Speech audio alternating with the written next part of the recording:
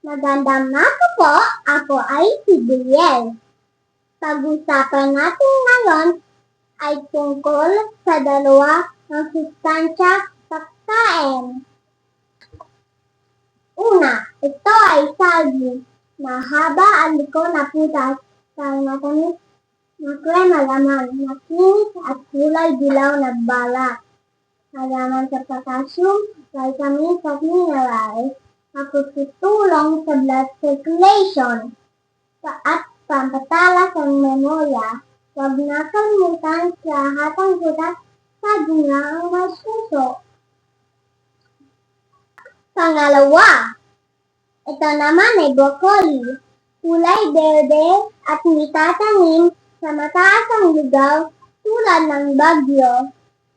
Mayaman sa fiber at antioxidant, panlaban sa cancer, pampatibay ang buto at ngipin at kononsya sa wrinkles.